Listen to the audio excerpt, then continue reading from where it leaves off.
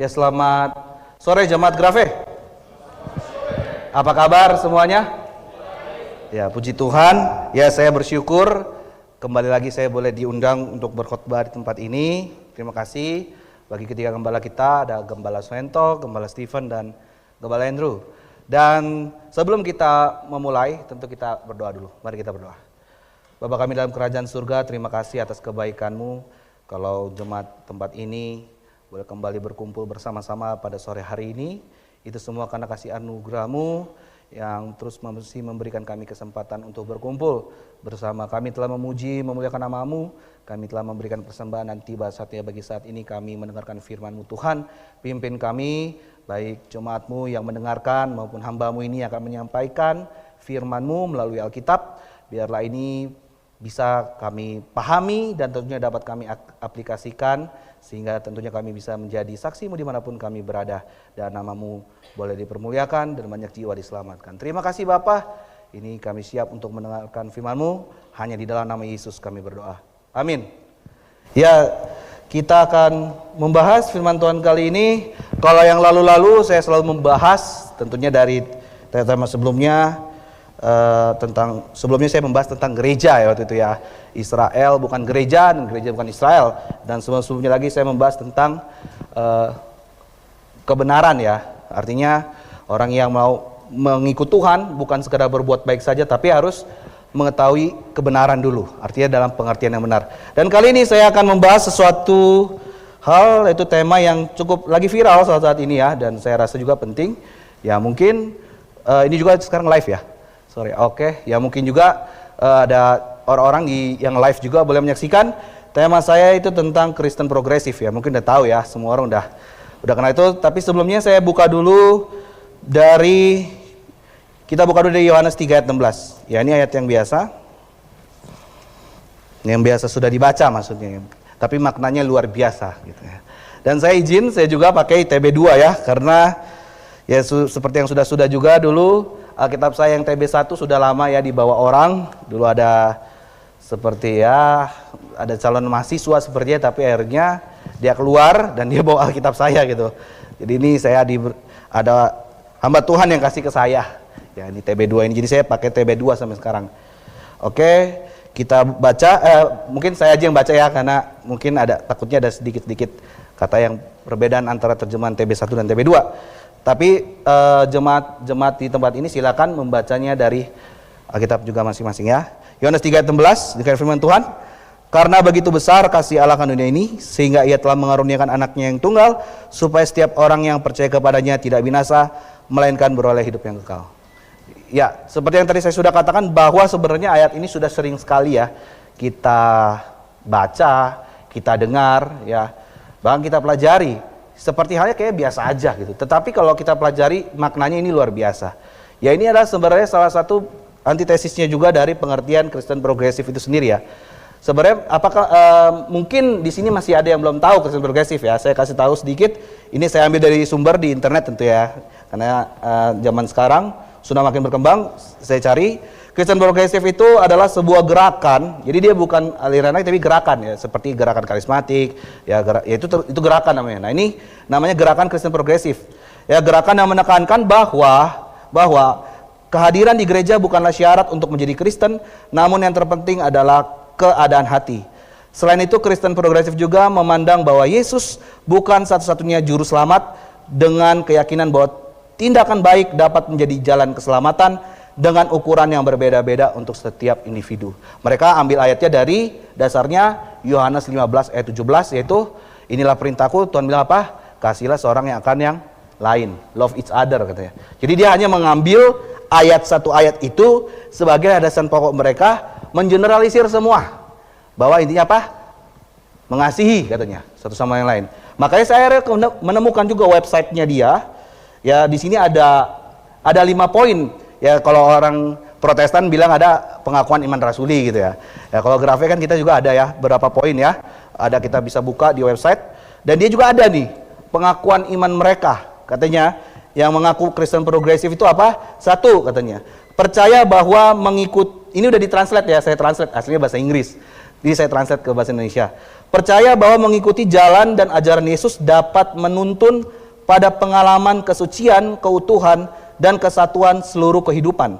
Meskipun kita menyadari bahwa roh bergerak dengan cara yang bermanfaat dalam banyak tradisi iman. Jadi di sini sudah jelas bahwa dia bilang, ya mengikuti Yesus itu benar, itu bagus, membawa kesucian, artinya bisa membawa diri mendekat kepada hal yang baik. Tetapi dia percaya bahwa roh juga bekerja dengan tradisi-tradisi yang lain gitu. Artinya nggak cuma dari dalam Yesus ya. Dan yang kedua poinnya dia mengatakan mengupayakan komunitas yang inklusif bagi semua orang, menghormati perbedaan dalam perspektif teologis, usia, ras, orientasi seksual, identitas atau ekspresi gender, kelas atau kemampuan. Tentu mereka sendiri juga gereja yang mengakui apa? LGBTQ. Bahkan sekarang LGBT bukan LGBT dong, LGBTQ plus gitu kan. Ada plus-plusnya lagi tuh. Ya, saya udah nggak tahu lagi ada gender apa lagi mereka buat ya.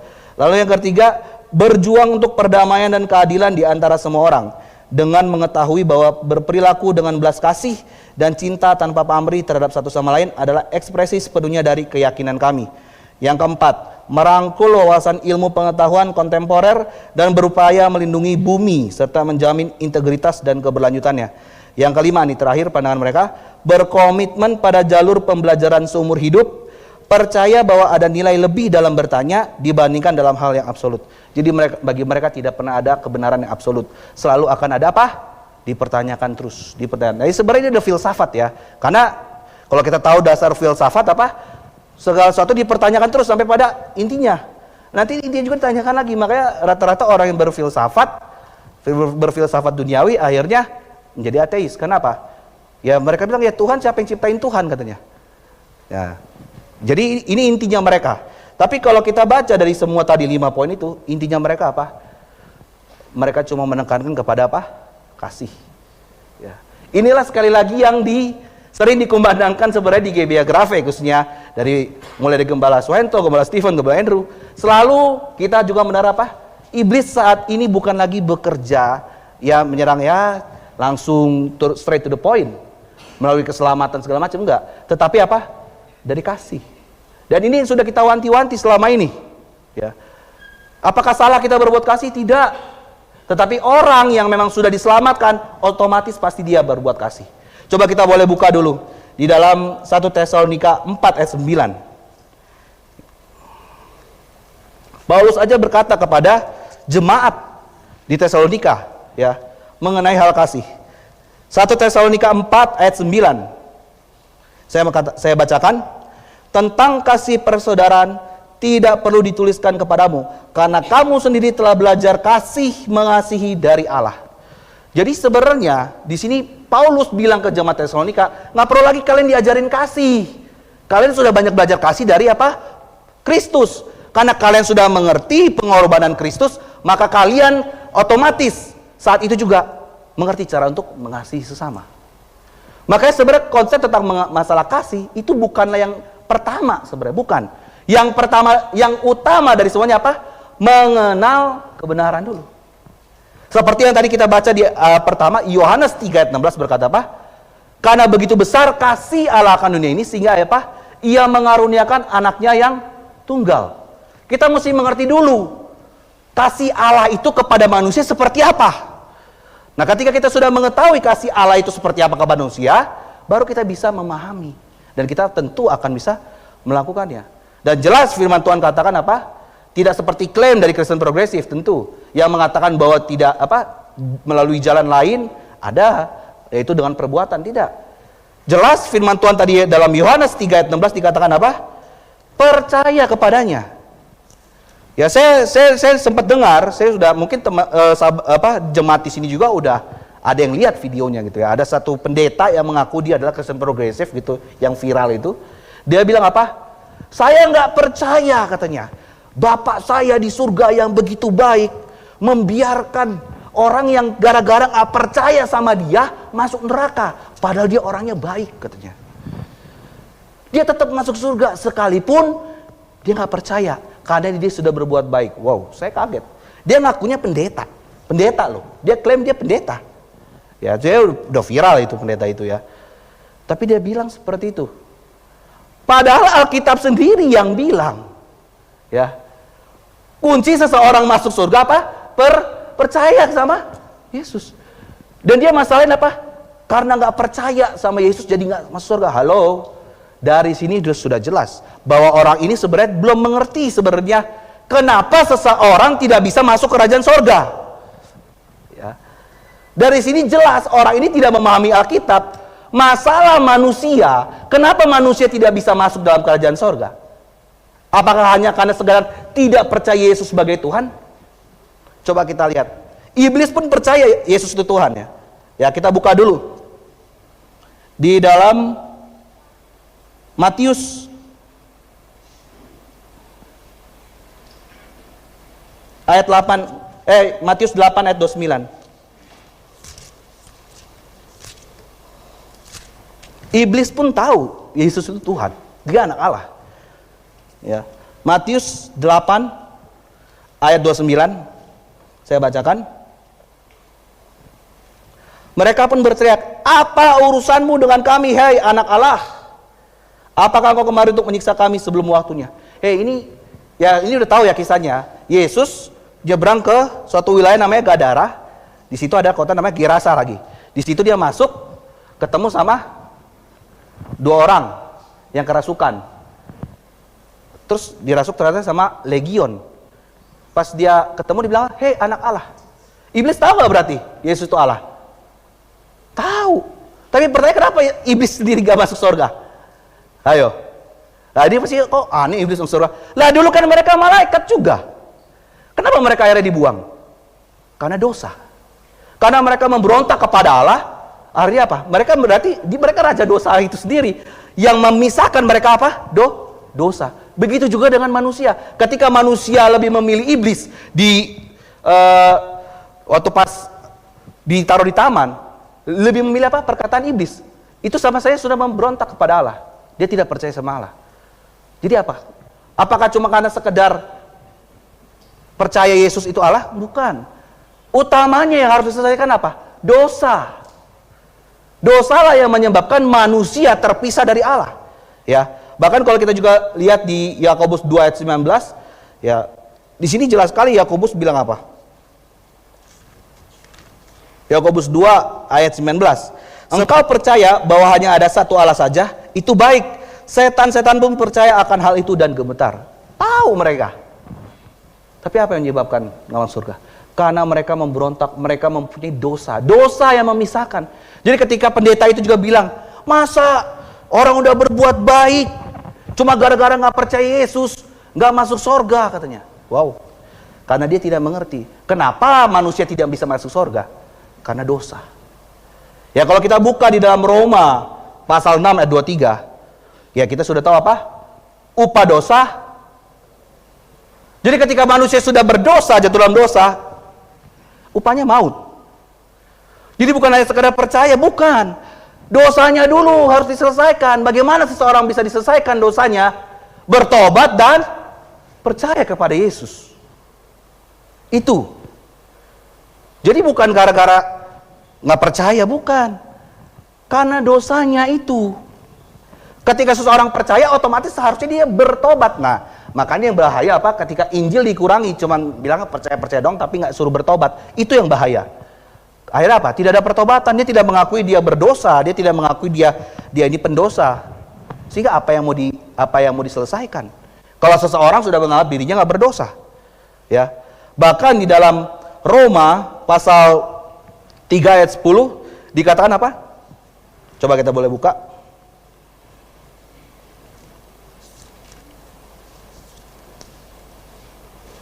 Saya bacakan.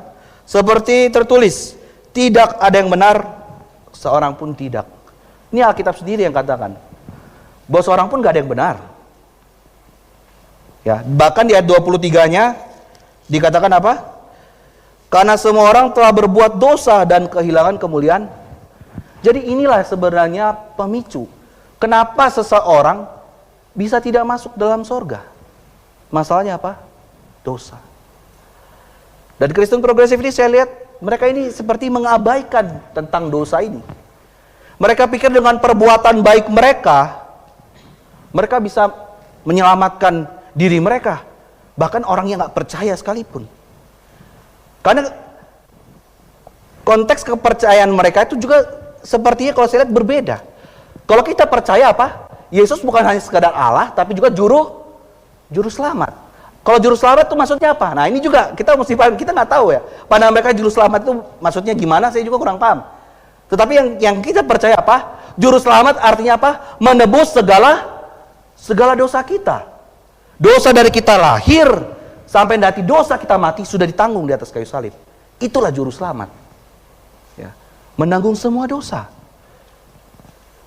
Sehingga disinilah memang pentingnya kita makanya perlu apa? Belajar firman Tuhan dengan baik sekali lagi. Dan puji Tuhan memang ya patut disyukuri ya jemaat di Grave ini ya. Bahkan saya pun bersyukur bisa akhirnya, sekali lagi saya nggak pernah habis-habisnya bersyukur Tuhan bisa ketemukan saya dengan GBA Grave ya. Itu sangat luar biasa dengan cara-cara yang lucu, bahkan saya bilang ya lucu, kalau tahu kisah saya pasti lucu gitu kan. Tapi nggak ada yang tahu. Dan saya sangat bersyukur bisa diselamatkan dengan itu. Karena dulu juga saya berpikir, mungkin saya ini masuk neraka nih. Ya, saya mesti banyak berbuat baik. Bahkan dulu saya pun berpikir, kalau saya bolos gereja, tiba-tiba pengangkatan saya nggak diangkat tuh. Halo? Bukan itu. Jemaat Tuhan, bukan. Tetapi apa? Bertobat dan percaya kepada Tuhan. Bukan karena perbuatan kita. Bahkan nih, kita bisa buka juga di dalam Yesaya 64 ayat 6. Ya, ini juga mungkin udah sering dibuka. Yesaya 64 ayat 6. Ya, perbuatan baik tidak akan pernah bisa menyelamatkan kita. Yesaya 64 ayat 6. Saya bacakan. Demikianlah kami sekalian seperti orang najis, dan segala kesalahan kami seperti apa? Kain kotor. Ini jelas. Kesalehan itu apa sih? Kalau kita lihat di KBB, kesalehan itu perbuatan baik. Salah itu artinya orang yang berbuat baik. Kalau kesalehan berarti kebaikan kita. Di hadapan Tuhan, kain kotor. Ini kalau di TB2 saya agak kaget. Di sini sebenarnya kain haid. Ya, seperti kain haid. Wah, itu lebih kotor lagi tuh. Ini bahasanya lebih modern memang ya, lebih ke sini ya. Tapi itulah memang faktanya apa? Tuhan sendiri bilang kebaikan kita aja seperti itu. Jadi nggak ada seorang pun ya dia bisa berpikir, oh gara-gara nggak percaya Yesus masa nggak masuk surga, berbuat baik aja pasti selamat. Tidak. Ini yang Alkitab katakan. Sekali bukan saya yang katakan loh. Ini saya dari tadi buka dari Alkitab. Alkitab sendiri yang mengatakan demikian. Ya, bahkan ayat yang lebih tegas lagi kita bisa buka di dalam Titus, ya. Titus pasal 3. Halo, Titusnya langsung nengok ya. Titus pasal 3 ayat 4 sampai 7. Ya, Titus pasal 3 ayat 4 sampai 7. Saya akan bacakan. Tetapi ketika nyata kemurahan Allah, juru selamat kita dan kasih-Nya kepada manusia, pada waktu itu Dia telah menyelamatkan kita. Telah loh. Berarti Tuhan telah menyelamatkan kita. Ya, bukan karena perbuatan baik yang telah kita lakukan. Ya, jelas ayat ini bilang. Tetapi apa? Bukan karena perbuatan baik yang kita lakukan, tetapi karena rahmat-Nya melalui permandian kelahiran kembali dan melalui pembaruan yang dikerjakan oleh Roh Kudus yang sudah dilimpahkannya kepada kita melalui Yesus Kristus juru selamat kita, supaya kita sebagai orang yang dibenarkan oleh anugerah-Nya menjadi ahli waris kehidupan kekal sesuai dengan pengharapan kita. Permandian kelahiran kembali bukan artinya dibaptis ya. Jangan salah juga. Ntar ada orang biasa dari kalangan kaum orang-orang yang percaya bahwa dibaptis selamat, dia pakai ayat ini juga salah. Ya, saya katakan itu salah. Kenapa? Dalam bahasa asli ini bukan pakai baptiso. Permandian dia pakai leutro. Ya, leutro itu artinya dimandikan. Maksudnya apa? Dibasuh, dimandikan, dimasukkan ke dalam kehidupan yang baru. Jadi makanya ini maksudnya lahir baru. Siapa yang mengerjakan lahir baru ini? Roh Kudus. Kapan? Ketika dia sudah diselamatkan. Jadi ini bukan pekerjaan kita. Permandian kelahiran kembali ini bukan pekerjaan manusia. Ini murni pekerjaan Roh Kudus. Ini udah jelas di ayat ini. Ya, jadi bukan dibaptis ya, bukan karena dibaptis jadi selamat, bukan. Tapi karena dilahirbarukan oleh Roh Kudus. Melalui apa? Diselamatkan melalui bertobat dan percaya kepada Yesus. Ini jelas Bapak Ibu Tuhan. Jadi bukan karena perbuatan baik maka kita diselamatkan. Bukan karena klaim dari Kristen progresif yang mengatakan berbuat baiklah, gak perlu percaya Tuhan Yesus, masuk surga.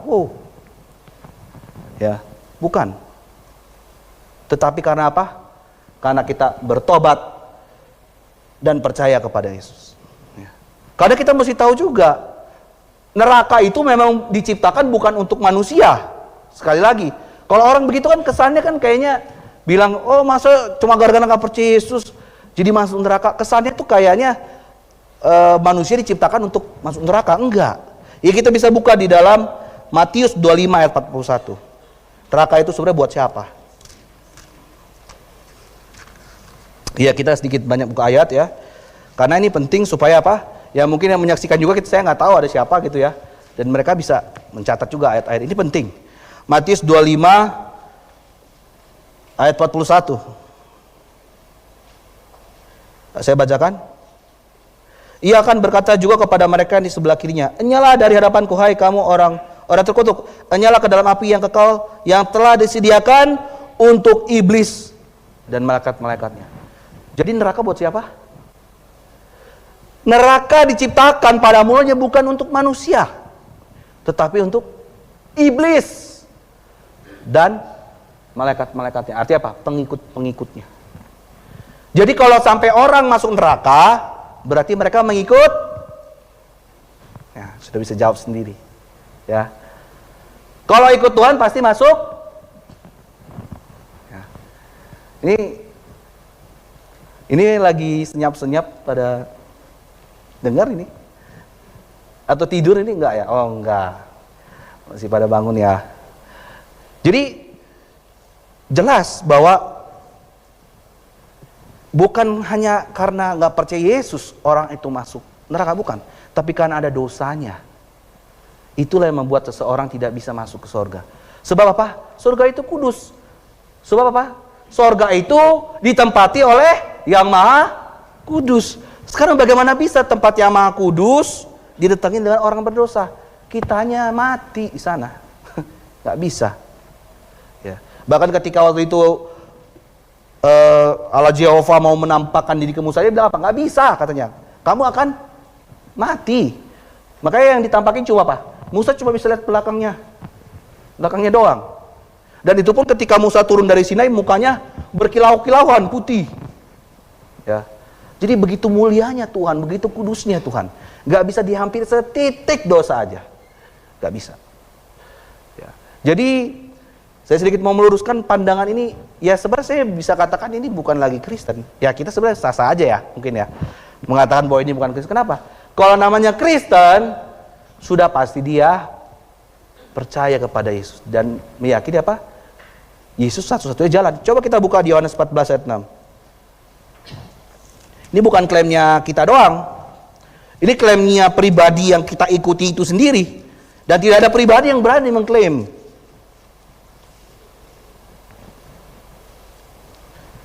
Ya, saya bacakan Yohanes pasal 14 ayat 6. Kata Yesus kepadanya, "Akulah jalan, kebenaran dan hidup. Tidak seorang pun datang kepada Bapa kalau tidak melalui aku." Wow. Ini bukan klaimnya saya bahwa tidak ada jalan lain ke sorga. Bukan klaimnya saya. Klaimnya Alkitab. Dan Alkitab menyatakan apa? Yesus yang berkata, "Akulah jalan." Jadi kalau seseorang yang mengatakan dia pengikut Kristus, tapi mengatakan ada jalan lain untuk bertemu kepada Bapa di sorga, berarti dia sebenarnya bukan pengikut Kristus. Sebenarnya bukan orang Kristen. Ya sebenarnya hal ini bukan hal baru ya, jemaat Tuhan ya. Pandangan seperti ini bukan pandangan yang baru. Ini sudah merupakan pandangan yang lama, cuman dibungkus dengan kemasan baru aja. Karena mungkin kemasan lama udah jadul gitu kan. Sekarang kan zaman now nih. Nah, dikemas yang baru lagi. Supaya apa? Kelihatan modern. Lebih kelihatan trendy. Anak-anak muda akhirnya terikuti. Dan terbukti akhirnya sebelum si pendeta itu selesai di debat, muncul lagi yang sekarang cewek. ada lagi yang cewek muncul. Nggak tahu pada ngikutin nggak? Makanya ada satu YouTuber juga, YouTuber Kristen yang berdebat juga ngomong, si ini belum selesai udah muncul lagi si ini katanya. Ya kali ini cewek, jadi ada yang cowoknya, ada yang ceweknya. Wah, ini sudah mewabah. Bahkan baru aja kemarin, saya tiba-tiba di WA sama salah satu jemaat GBA juga, bukan GBA di sini ya, di daerah Jawa. Katanya, Kak, kenal orang ini nggak? Saya lihat, iya, kenapa? Ternyata Kristen progresif, saya kaget. Saya dulu pernah undang dia waktu saya dulu masih di gereja saya yang lama. Saya pernah undang pendeta ini gitu. Dan memang pendeta ini terkenal. Ya, orang Ambon pendetanya.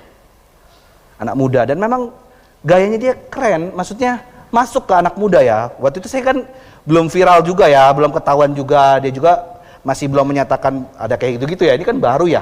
Tetapi sekarang dia ternyata dibuktikan dia Kristen progresif. Wah, saya bilang. Makanya penting kita belajar firman Tuhan supaya apa? Kita nggak disesatkan. Zaman sekarang sudah viral itu sudah suatu hal yang sangat mudah untuk seseorang dijaring masuk ke dalam mereka. Ya. Dan ini penting. Di mana kita tetap terus menjaga iman kita. Apakah kita masih tetap percaya? Apakah kita juga mengakui kita ini orang berdosa? Ya. Kita menyadari bahwa kita nggak mampu masuk surga dengan perbuatan baik kita. Hanya karena apa? Kasih karunia melalui apa? Pengorbanan Kristus di kayu salib. Sungguh mengerikan ketika seseorang bermegah atas kebaikan dia. Ya seperti tadi juga yang sudah dibaca. Terkutuklah orang mengandalkan kuatannya sendiri. Firman Tuhan sih sudah katakan, terkutuk orang yang mengandalkan kekuatannya sendiri.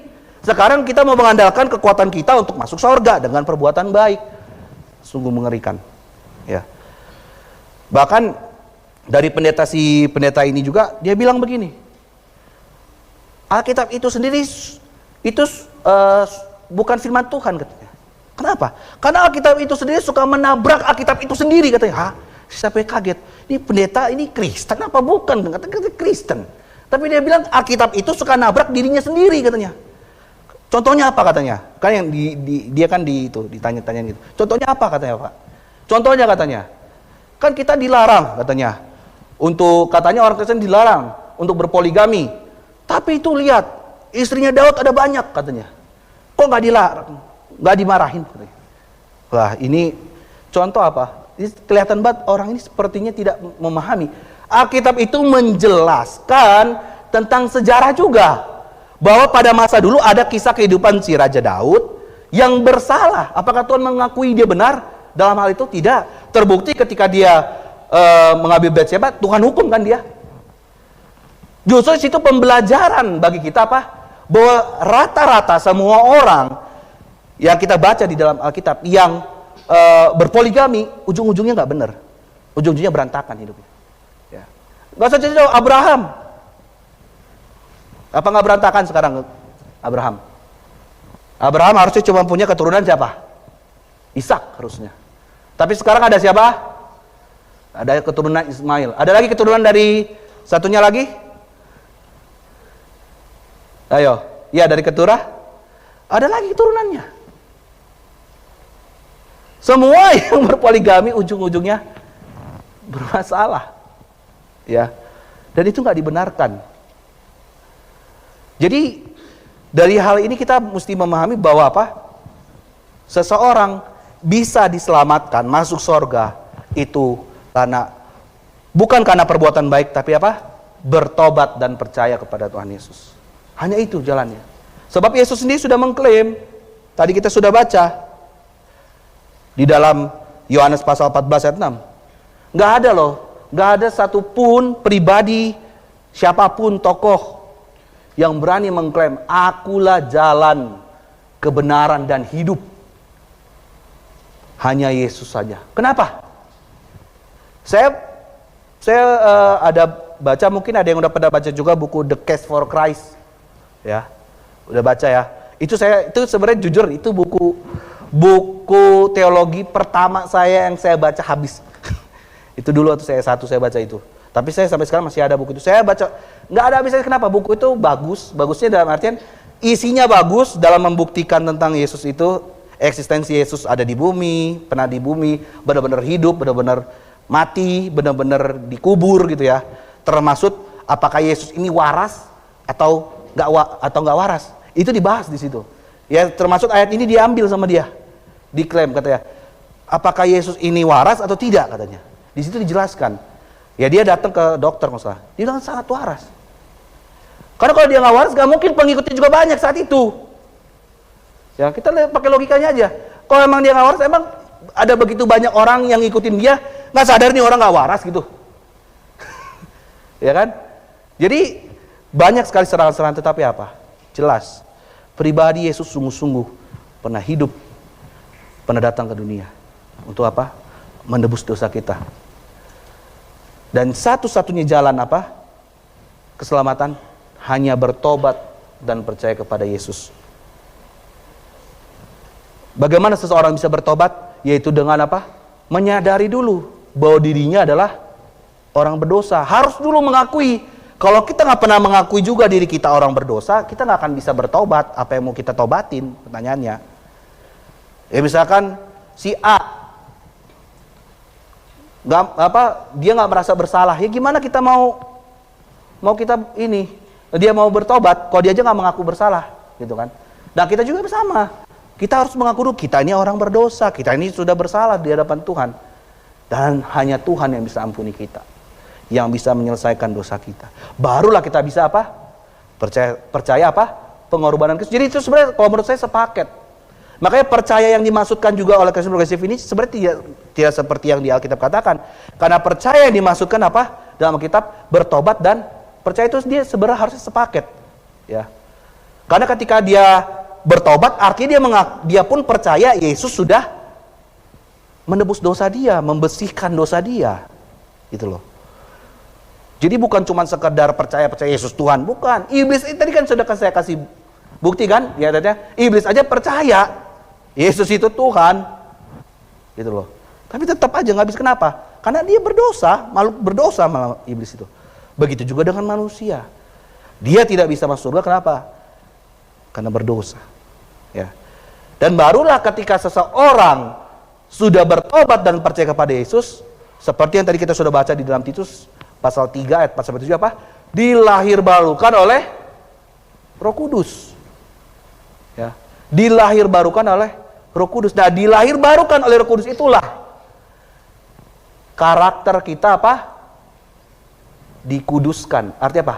Ada masa pengudusan. Nah, itulah baru kita bisa bilang katanya progresif. Sebenarnya kata progresif itu bagus. Nggak jelek ya. Tergantung makanya.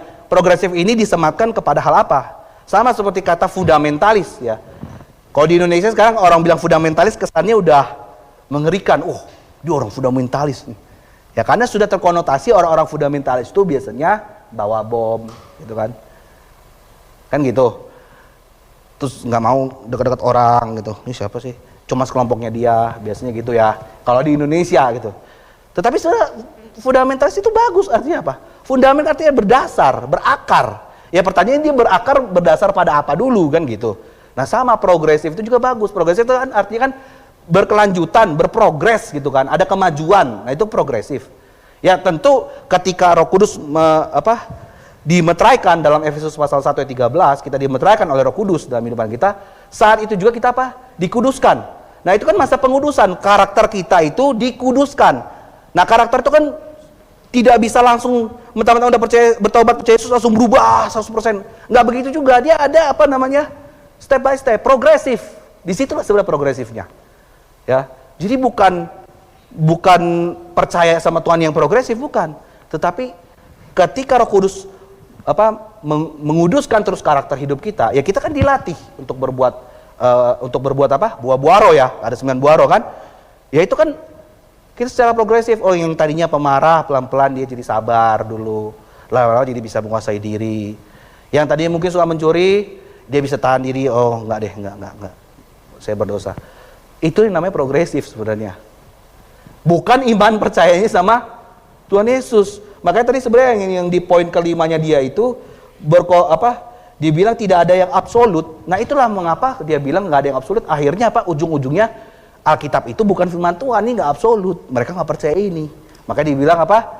ada jalan lain, bisa. Ya. Sedangkan ya Alkitab katakan apa? Firman Tuhan. Alkitab itu adalah firman Tuhan ya. Mungkin kita sudah sering baca, kita boleh buka lagi di dalam 2 Timotius pasal 3 ayat 16 sampai 17. Dan kelihatannya saya lebih suka TB2 dalam hal ini ya, menerjemahkannya. Di 2 Timotius 3 ayat 16 sampai 17. Saya bacakan, seluruh kitab suci diilhamkan Allah. Ini saya lebih suka ini, terjemahan lebih bahas gitu ya. Kan kalau itu kan apa? Ya, segala tulisan ya. Kalau ini apa? Seluruh kitab suci diilhamkan Allah dan apa? Bermanfaat untuk mengajar, untuk menyatakan kesalahan, untuk memperbaiki kelakuan, dan untuk mendidik orang dalam kebenaran. Dengan demikian tiap-tiap manusia kepunyaan Allah diperlengkapi untuk setiap perbuatan baik. Nah, seseorang baru bisa berbuat baik kalau apa? Sudah bertobat, percaya sama Yesus dulu. Bagaimana dia bisa percaya? Percaya dari Alkitab. Lah kalau Alkitab aja nggak dipercayain, gimana bisa mendidik? Kalau dibilang aja tadi Alkitabnya saling nabrak, gimana bisa mau percaya? Ya.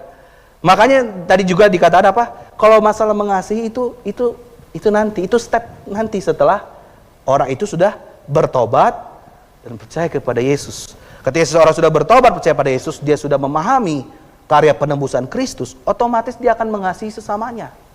Ya. Dan dia pun otomatis apa? Akan suka akan firman-Nya. Dan dia akan mau ini hanya satu-satunya firman Tuhan. Ya. Jadi tidak ada lagi perkataan, wah ada jalan lain. Ya sekali lagi saya katakan sebenarnya ini udah pandangan dari lama. Bahkan ya kalau mungkin ada yang suka ikutin juga, Pastor Billy Graham, saya sangat sayangkan. Ya. Itu pun jadi dilematis ketika saya dengar, awalnya saya nggak percaya, tapi saya cari videonya, ada loh videonya. Benar dia ngomong. Padahal, wah sangat disayangkan sekali. Dulu salah satu pengkhotbah yang saya sukai juga ya. Itu dia sekali khotbah itu berapa ribu orang taubat itu. Ya, dia KKR-nya itu bukan KKR yang kayak altar kolo begitu, bukan. Memang dia khotbah bertobat percaya Yesus. Tapi akhirnya apa? Jadi sebenarnya ini bukan pandangan lama. Ini sudah bukan pandangan baru, udah pandangan dari lama. Hanya saja dikemas dengan bungkusan yang baru. Karena ya zaman now ya, sudah zaman sekarang lebih modern. Sehingga apa? Iblis pun ikut teknologi, jangan salah. Ya, makanya tergantung kita bagaimana bisa kita memainkan teknologi itu sendiri. Ya, kita bisa menjaga. Ya, mungkin kita yang saat ini yang sudah dewasa kita bisa, tetapi bagaimana dengan adik-adik kita yang udah megang handphone? Apa yang dia lihat? Apa yang dia tiap hari akses di situ? Apakah dipantau? Itu penting. Ya. Karena iblis pun bermain di sana. Dan terbukti dengan pernyataan-pernyataan seperti itu, saya lihat komentarnya itu di pendeta itu, termasuk si perempuan itu, komentar banyak loh. Anak-anak muda justru yang setuju akhirnya, terciduk. Betapa mengerikannya. Dan pada akhirnya apa? Tahu, oh ternyata perbuatan baik gak bisa. Udah telat. Kalau sudah meninggal udah telat. Gitu loh. Makanya beruntung. Kita bersyukur apa? Kita bisa kenal kebenaran ini. Dan mungkin bagi mahasiswa ya, bisa kabarkan, makanya kabarkan Injil. Saya sendiri ya udah diutus ke Jakarta Selatan, memang berat saudara. Berat teman saudara. Apalagi di daerah elit seperti itu ya. Itu cukup berat. Kenapa? Rumah-rumahnya pagarnya tinggi-tinggi.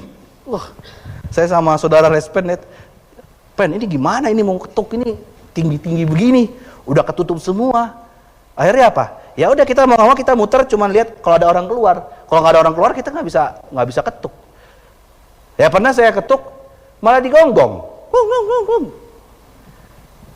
Ya kapan hari minggu lalu juga saya datengin yang keluar pembantunya. Terus saya bilang ada majikannya. Oh sebentar ya, masuk dulu tanya. Balik lagi. Oh majikannya lagi tidur, lagi istirahat. Lah kok lu bisa nanya? Lah gimana sih? Lucu saya bilang. Emang saya bisa dibodoh-bodohin, cuma saya bilang, oh yaudah, saya bilang, ini saya mau kasih ini traktat. Nanti saya datang lagi ya. Oh ya, boleh katanya. Oh udah, tadi usir, berarti boleh datang lagi gitu kan. Karena saya cuma ingat apa? Selama belum diusir, datang terus. Ya. Nah iya dong, karena kita bilang kalau diusir baru apa? Kebaskan kaki. Ya kalau nggak diusir ya datang lagi. Cuman jangan cepat-cepat, tunggu waktu dulu. Mungkin dia lagi masih syok gitu, kita datang begitu kan. Kita atur waktu lagi. Dan memang saya waktu pas saya nginjil juga, ya saya sekarang kan naik ojol lah. Saya suka nginjil, kedapatan orang Kristen. Saya ngobrol panjang jalan. Sayangnya dia orang Solo, sayangnya. Jadi dia nggak bisa saya ini follow up lagi. Cuman saya mau follow up pun dia pas saya mau ganti minta nomor dia nggak kasih, ya udahlah. Dia bilang dia cuma mau lihat podcast di sini sama di Kebenaran. Oke, silakan. Terus saya tanya sepanjang jalan. Oh Kristen, saya bilang iya, saya orang Jawa, saya Kristen. Oh katanya. Oh kalau boleh tahu, saya bilang. Kalau jadi Kristen tuh dari kapan? Dari kecil. Oh, jadi Mas Kristennya gara-gara orang tua ya? Iya, karena saya orang tua saya Kristen dari dulu katanya. Jadi saya Kristen. Oh gitu. Saya tanya. Tapi Mas kalau begitu berarti udah kuat ya imannya ya? Kalau mati pasti masuk surga ya? Karena udah jadi Kristen kan, udah percaya Yesus kan? Oh iya katanya. Udah katanya. Boleh kasih tahu nggak alasannya kenapa? Kalau percaya Yesus pasti selamat. Saya bilang gitu kan. Oh dia jelasin. Oh karena saya juga aktivis di gereja. Oh, saya rajin. Saya sering berbuat baik. Waduh, saya bilang. Sangat disayangkan. Banyak loh, ya. Dan ini juga penting, ya, jemaat Grafe. Ya, apalagi mahasiswa ya. Wah, ini gimana nih kalau malas nginjil ini? Apa kalau kita udah jadi penginjil nanti? Masa kita malas-malasan nginjil? Ya. Mengerikan loh, di luar sana tuh masih banyak yang nggak tahu. Mereka pikir selamat itu bisa dengan perbuatan baik. Yang penting saya ke gereja, rajin ke gereja, saya jadi aktivis gereja. Dan itu fakta. Di lapangan seperti itu. Ya. Jadi saya jelaskan. Saya jelaskan, oh jadi sebenarnya nggak begitu Kak. Saya bilang, begini. Ya akhirnya saya turun, dia nggak mau tukeran nomor, ya silakan. Nggak apa-apa. Bagaimana lagi? Ya itu fakta di lapangan. Makanya kenapa GBA itu sangat rindu sekali mengutus, kenapa? Karena banyak sekali saudara di luar sana yang belum tahu. Mereka sudah pakai nama Kristen, sudah.